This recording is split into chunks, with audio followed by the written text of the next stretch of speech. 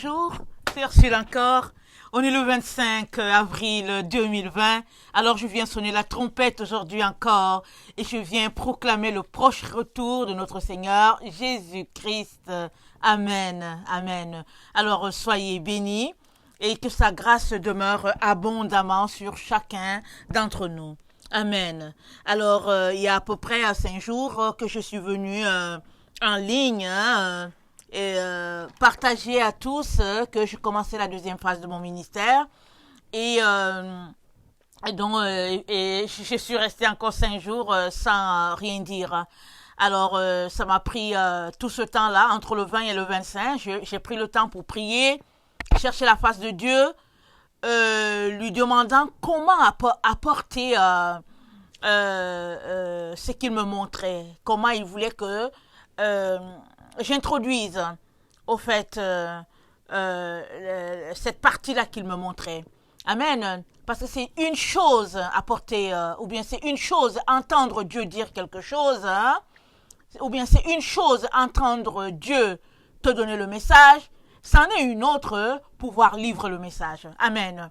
Alors, et aussi la manière dont le livre, il y a le débit avec lequel le message sort, un peu comme quand Jean-Baptiste donnait son message, et il y a aussi la façon de l'apporter, un peu comme Nathan est allé voir David et il a apporté le message que Dieu avait, mais il l'a apporté d'une manière, il l'a apporté sous forme, je pense, d'une allégorie, ou bien d'une allégorie, ou bien d'une histoire, ou bien d'un proverbe.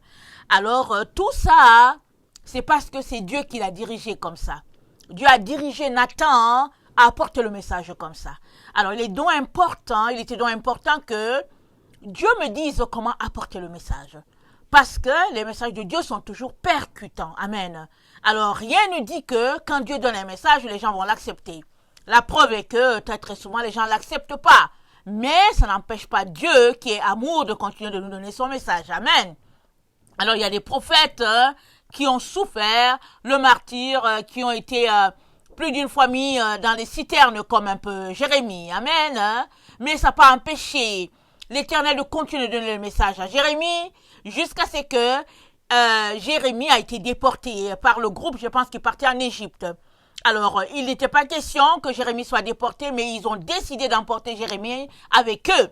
Si bien qu'on a perdu les traces de Jérémie et puis on a perdu les traces au fait de tout ce qu'il avait à dire. Peut-être que s'il l'avait laissé en Israël avec le lot qui devait rester en Israël, peut-être aurons-nous continué à avoir les messages de Jérémie aujourd'hui parce que quelqu'un les aurait écrits. Amen. Alors, toujours est-il que Dieu dit une chose et il apporte aussi la manière de le dire. Amen. Alors, hier, j'étais en train de prier. Nous savons que dans ce temps où c'est le confinement, c'est vrai, c'est le temps où il y a une maladie qui ravage la population terrestre. Alors, nous sommes organisés au niveau de notre église où chacun a sa plage de prière. Alors, dans mon temps de prière, je suis allée prier pour les différents sujets, les différentes personnes. Et à un certain moment, au moment où mon temps s'approchait à finir, le Seigneur m'a donné le chiffre 6, 4, 1 à regarder dans la concordance grecque. Amen. 6, 4, 1. Alors, je suis allée voir le chiffre 6, 4, 1 quand j'ai fini. Et c'était de se jeter dans l'eau, ou bien de se jeter par terre, ou bien de se lancer en premier. Alors, la référence qui était là, c'était Acte 24, Acte 23, je pense, le verset 40, Acte 27. Acte 27, le verset 43. Excusez-moi, peut-être que je me trompe, je vais regarder la référence rapidement pour vous la donner. Et quand vous aurez le temps, vous allez regarder, parce que ce n'est pas sur ça que je vais m'arrêter. Alors, c'est Acte 27, le verset 43. Amen. Alors, je le lis rapidement, mais le centenier qui voulait sauver Paul, les empêcha d'exécuter ce dessein. Il ordonna à ceux qui savaient nager de se jeter les premiers dans l'eau pour gagner la terre. Voilà, la partie qui faisait référence au 6.4.1, c'était le fait que de se jeter les premiers dans l'eau afin de gagner la terre. Amen. Alors, donc, le Seigneur me donne ça Et après, je lui dis, Seigneur, plus d'explications. Il me dit, donc voilà, par rapport au message que je t'ai donné, que je t'ai donné, oui, pour l'Église entière sur la terre, il est important que tu te jettes en premier. Amen. Hein? Et afin de regagner l'autre rive. L'eau se jeter dans l'eau, c'est l'eau de Dieu. L'eau pure de la parole de Dieu. Amen. Parce que la parole de Dieu, c'est de l'eau. Il a dit à la femme samaritaine, quiconque boira cette eau n'aura plus soif. Mais l'eau que je donnerai deviendra en toi une source qui jaillira jusqu'à dans la vie éternelle. Alors, l'eau, quand Dieu parle d'eau, très très souvent, regardons d'abord l'image spirituelle avant de regarder le physique. Alors, Dieu parle spirituel. Alors, il nous demande donc, pour regagner l'autre rive, le bord qui est la présence de Dieu, l'autre bord qui est la présence de Dieu, parce que nous sommes tous, de toutes les manières, nous sommes tous dans l'eau. Amen. Toute l'humanité est dans de l'eau. Ça dépend si tu es dans de l'eau sale ou de l'eau propre. Amen. Alors, c'est à toi de vérifier dans quelle eau tu te trouves. Dans quelle eau tu nages. Quelle est l'eau que tu bois. Quelle est l'eau que tu consommes. Parce que si tu es dans de l'eau sale, tu ne regagneras jamais l'autre rive parce que c'est pas dans cette eau-là que Dieu se trouve. Amen. Et en ce temps de la fin où nous sommes, Dieu nous encourage tous à nous retrouver dans la véritable eau. L'évangile éternel, parce que nous sommes dans l'heure de l'évangile éternel. L'heure de la véritable parole de Dieu. Cette parole-là qui sera prêchée jusque dans l'éternité. Amen. Nous savons tous que la parole de Dieu a été pervertie. Nous savons tous que elle a été polluée. Nous savons tous que dans la parole de Dieu, il y a beaucoup de choses qui ont été ajoutées. Suivant les différentes sectes qui sont sur la terre. Suivant les différentes dénominations, la parole de Dieu a été ajustée en fonction des dénominations. Mais nous sommes à l'heure où il n'est plus question de dénomination, il n'est plus question de secte, il n'est plus question d'organisation, il n'est plus question de club, il est juste question de la parole de Dieu. Il est donc important que toi et moi fassions tout. Alors là, tout pour regagner l'autre rive. Et ça, c'est de nous retrouver à être dans l'eau, la véritable eau, qui n'est autre que l'évangile éternel, qui n'est autre que la pure parole de Dieu. Il est très très important. Amen. Alors Dieu, en tout cas dans sa grâce, a jugé qu'il fallait que je me jette en premier. Amen. Alors je viens vous dire que je me jette en premier dans ce que Dieu est en train de nous dire. Je ne dis pas que je suis la seule sur la terre. Par contre, je ne suis pas en train de dire ça. Mais pour vous qui m'écoutez, le Seigneur veut que je me jette en premier afin de nager pour regagner l'autre bord, afin que vous aussi, vous puissiez me suivre. Amen. Pourquoi? Parce que c'est le Dieu de l'unité qui parle aujourd'hui. Voici le titre de mon message. Le Dieu de l'unité parle. Amen. Dieu nous a appelés à être un. Amen. Parce que Dieu est un. Père, Fils et Saint-Esprit, un. Et Dieu nous appelle à être un entre nous en tant que famille de Dieu, afin que nous soyons un avec eux. Amen. C'est toujours une question d'unité. Amen. Alors, nous ne pouvons pas continuer d'être divisés et dire que nous allons regagner l'autre bord. Amen. Ce n'est pas possible. Alors, inutile de nous rappeler que nous sommes tous divisés. Déjà, même dans une même église, nous sommes divisés. Il y a des gens qui sont pour Paul, d'autres pour Apollos, et puis d'autres pour ceci, pour cela. On n'entre pas dans les détails. Mais Dieu nous a appelés à l'unité, parce que vous savez quoi? Notre division en tant qu'Église de Dieu fait mal à Dieu, ça fait mal à la maison de Dieu, parce que l'ennemi se sert de cela pour pouvoir, faire son œuvre au milieu des enfants de Dieu. Amen. Alors, il y a les uns qui sont les orthodoxes, il y a les autres qui sont les catholiques, les autres disent qu'ils sont évangéliques, qu'ils ont la meilleure, la vérité. Et parmi les évangéliques, ils sont divisés. Il y a les autres qui disent qu'ils sont baptistes, d'autres disent qu'ils sont pentecôtistes, et les autres disent que bon, ils sont rien, ils sont de l'Alliance, et les autres disent qu'au fait, nous, on n'est rien de tout cela. Mais Dieu nous a appelés à avoir l'esprit vierge. Amen. Je vous renvoie à Apocalypse 7. Je vous encourage à les lire. À Apocalypse 7, les gens sont marqués.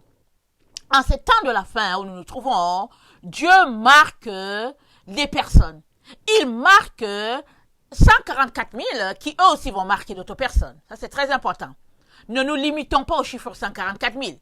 Parce qu'une fois que Dieu te marque, une fois que Dieu te réveille à cette heure-là, c'est pour que tu réveilles aussi d'autres personnes. Amen.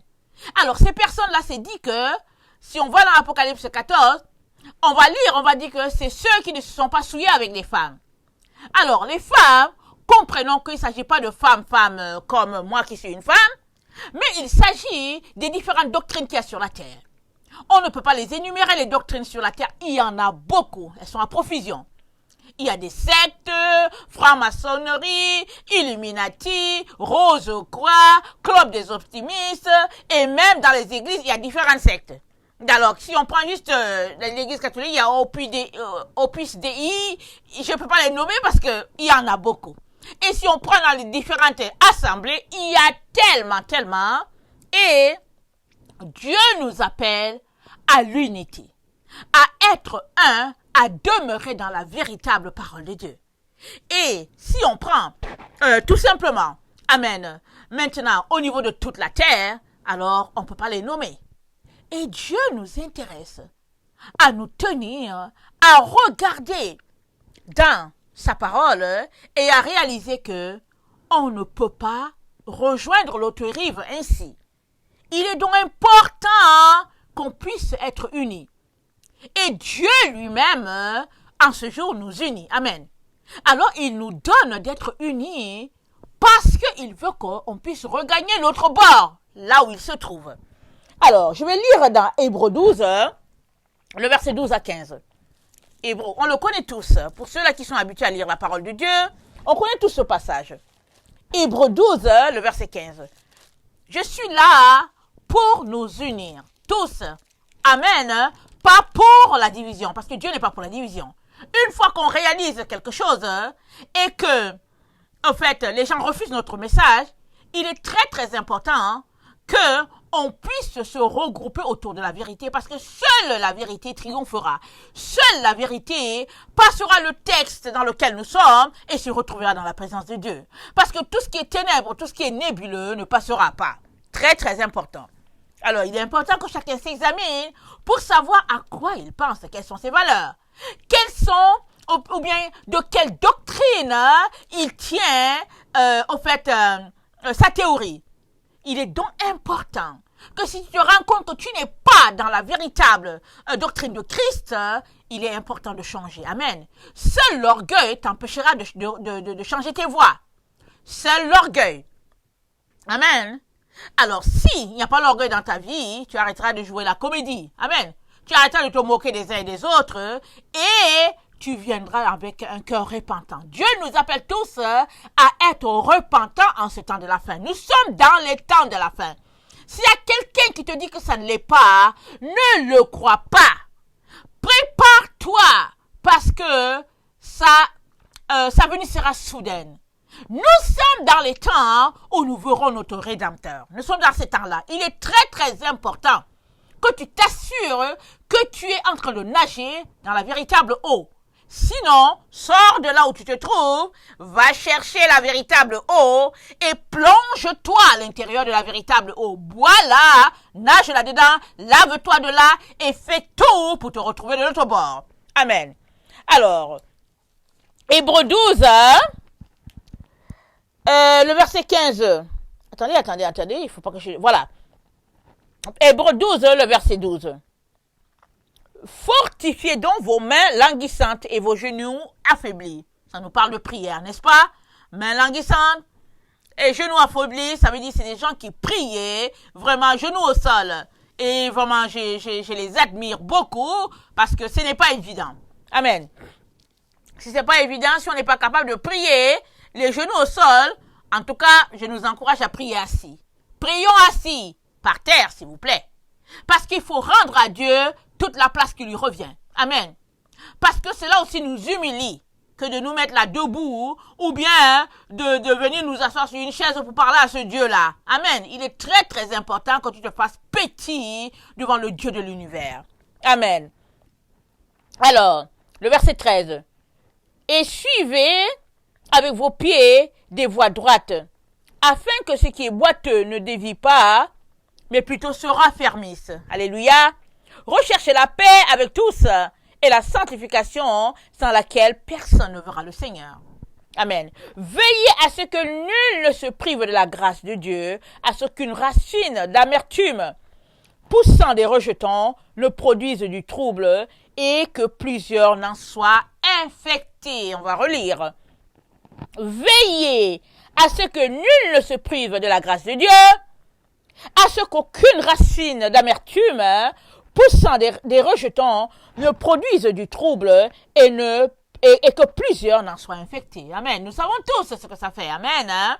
Comment ça pousse souvent comme la gangrène, souvent c'est la colère, souvent c'est l'amertume, et puis avec la médisance, la calomnie, ça se répartit, ça se répand petit à petit, ça va infecter. Et puis finalement, il y a différentes divisions, il y a des groupes par-ci, des groupes par-là et tout. Le Seigneur ne veut pas qu'on marche comme ça. Amen. Pourquoi? Parce que nous sommes tous ses enfants, si du moins nous nous réclamons de Christ. Alors, si nous nous réclamons de Christ, il est donc important qu'on puisse d'abord passer par la repentance. La repentance, c'est quoi? Se renoncer à ses mauvaises pensées, renoncer à la voie dans laquelle nous nous trouvons pour embrasser la voie de Dieu. Amen. Se repentir, c'est si Dieu t'a dit de marcher sur cette voie que tu as refusée et que tu te rends compte que finalement c'était la bonne voie, viens demander pardon à Dieu et reprends le chemin de la vérité. C'est ça la repentance. Détourne-toi de la voie dans laquelle tu te trouves et tourne-toi vers la véritable voie, le véritable évangile. Amen. Alors, dans ce temps de la fin, Jésus-Christ nous encourage à rechercher la paix et la sanctification sans laquelle nous ne verrons Dieu. Alors qu'il parle de paix, parle d'unité. Alors c'est pourquoi en ce jour il nous dit, c'est le Dieu de l'unité qui parle. Alors Dieu lui-même a décidé de nous unir. Tant il est vrai que nous ne voulons pas nous unir. Tant il est vrai que nous sommes divisés. Que chacun professe d'être de la meilleure église. Chacun professe d'être de la meilleure dénomination. Chacun professe d'avoir le véritable évangile. Ou bien d'être sorti de la meilleure école théologique possible. Alors le Seigneur en ce jour nous regroupe autour de sa parole. Le véritable évangile. La véritable eau qui en fait, peut nous sauver. Amen. Cette eau-là qui coulera dans notre sein et qui jaillira jusqu'à dans la vie éternelle. Ça, c'est très, très important de considérer. Assure-toi, mon frère, assure-toi, ma sœur, que tu as le véritable évangile. Amen. Alors, Jésus a décidé de nous unir. Amen. Regardons Jean 19, le verset 26. Jean 19, le verset 26. Il m'a dit de me jeter à l'eau. Alors, je me jette à l'eau, quoique je sais que dans la vraie vie, je ne suis pas une grande nageuse. Amen. Alors, Jean 19, le verset 26.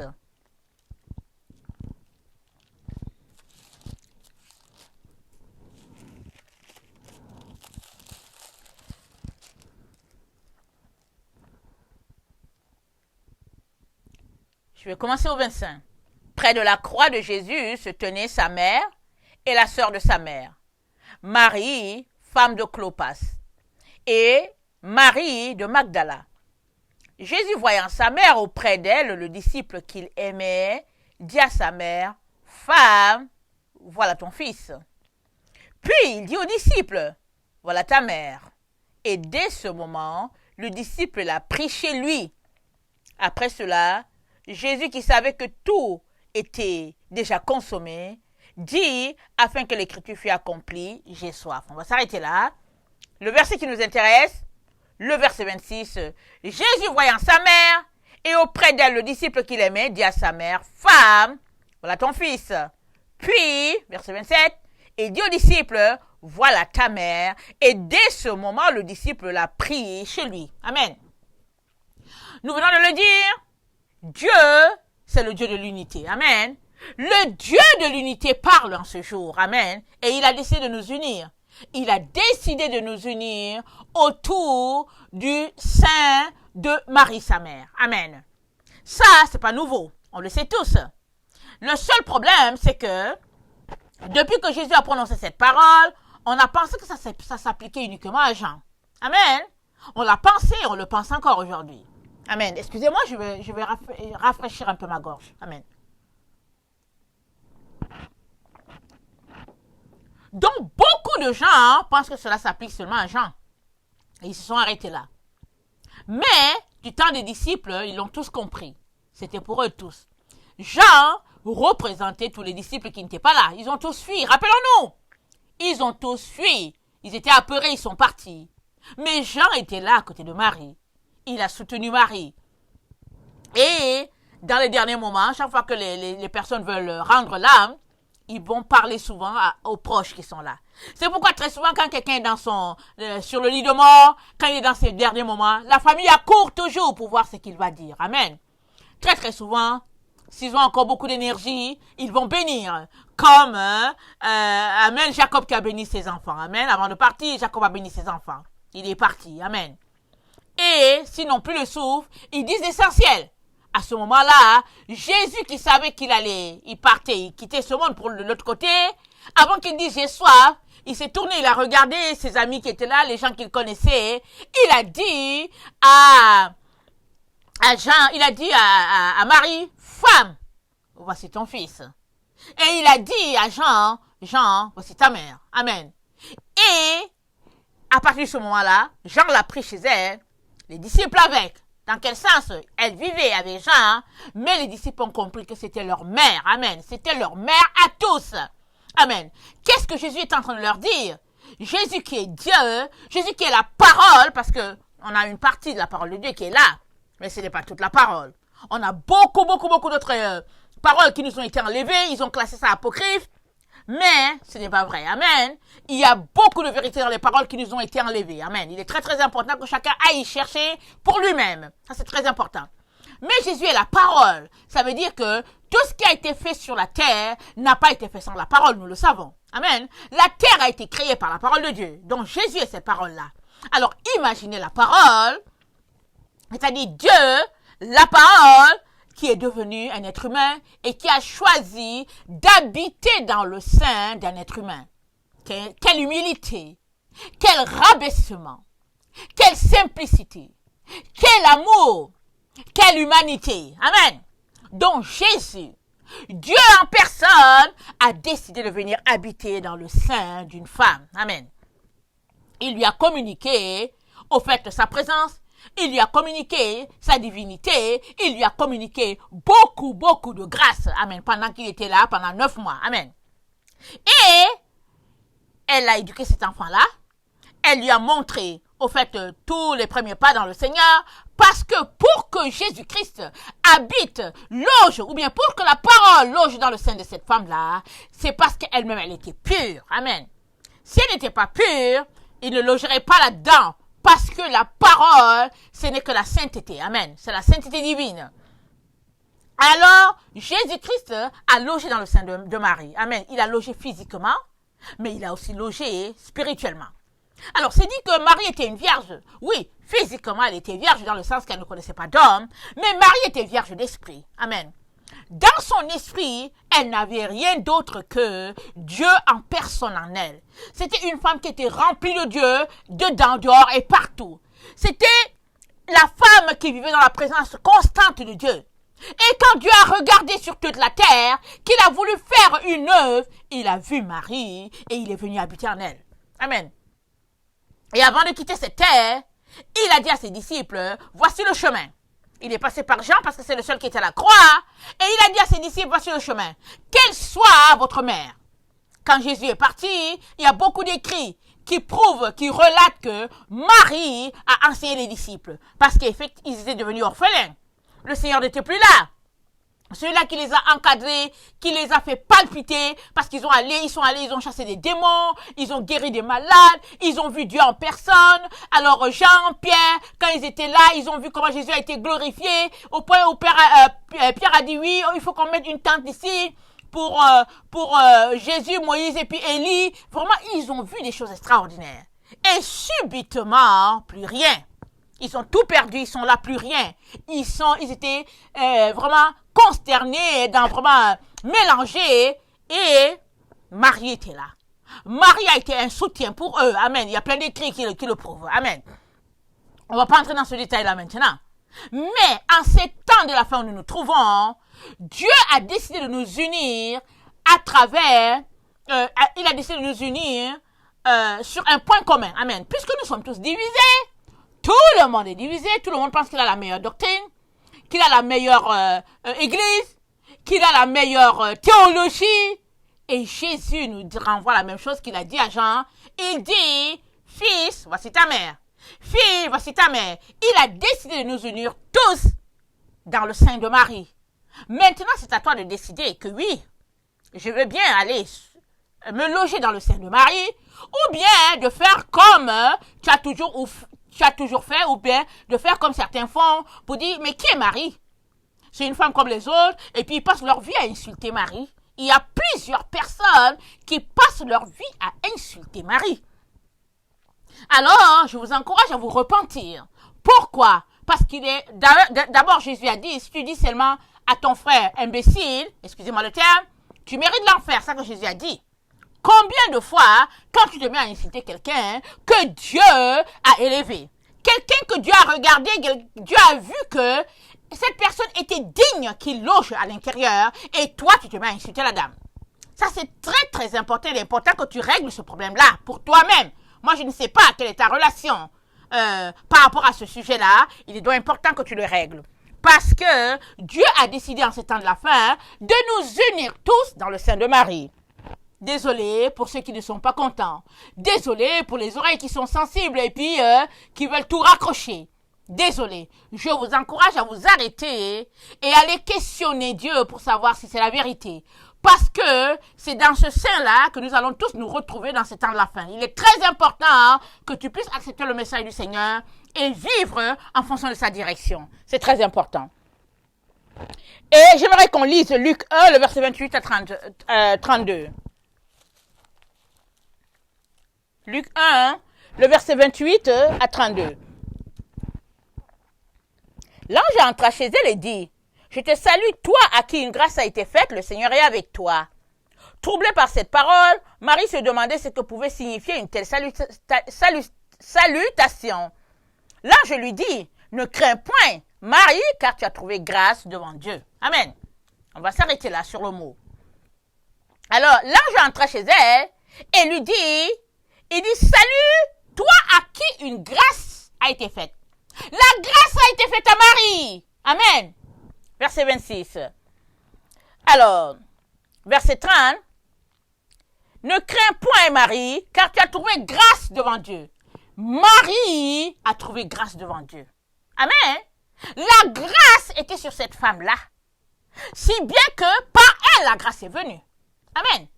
Jésus, le don de Dieu, Dieu en personne est venu parce qu'une grâce a été faite par une femme. Alors, cette femme-là a ouvert la porte pour la grâce et Jésus est venu dans cette grâce-là. Amen. Ça, c'est très important. Il faut le saisir.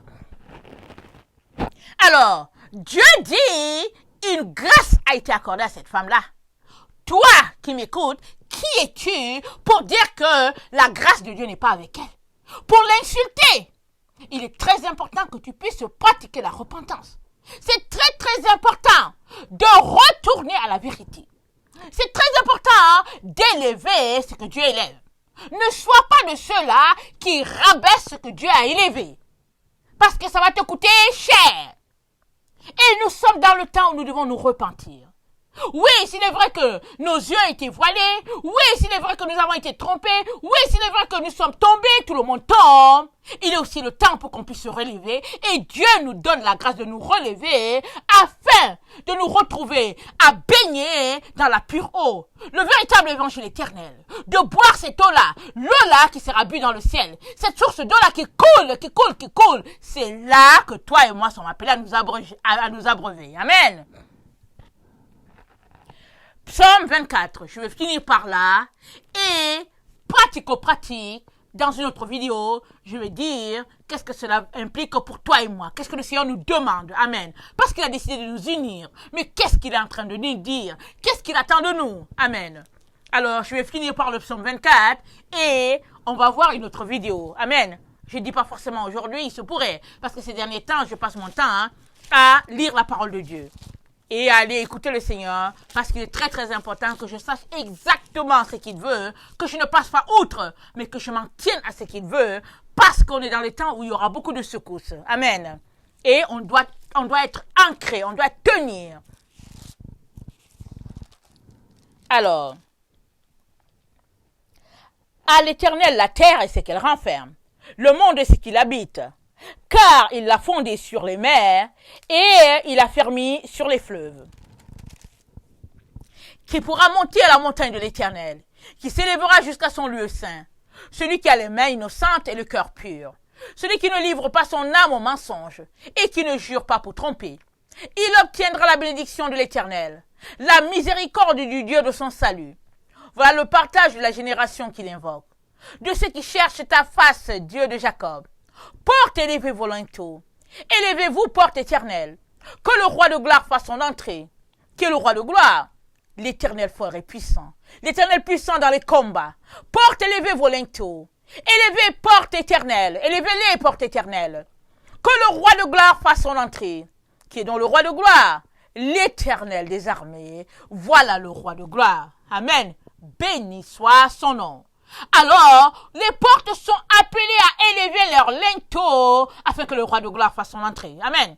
Le roi de gloire, Jésus-Christ, veut faire son entrée dans ton cœur. Il est donc important que tu puisses élever les linteaux, que tu puisses ouvrir grand les portes de ton cœur. N'oublie pas, Jésus a dit à Laodicée, je me tiens à la porte et je frappe. Si quelqu'un m'ouvre, j'entrerai chez lui. Je souperai avec lui et lui avec moi. Que le Seigneur bénisse sa parole. Amen. Alors, si tu es quelqu'un qui ne connaît pas le Seigneur Jésus-Christ, je viens te dire que Jésus-Christ, c'est le salut. C'est la porte, c'est la vérité. C'est lui seul qui te conduira dans la présence divine. Je t'encourage à lui donner ta vie. Amen. Et tu ne le regretteras pas. Amen. Je vous aime beaucoup. Dieu, davantage, soyez bénis. Maranatha, Jésus revient. Amen. Amen.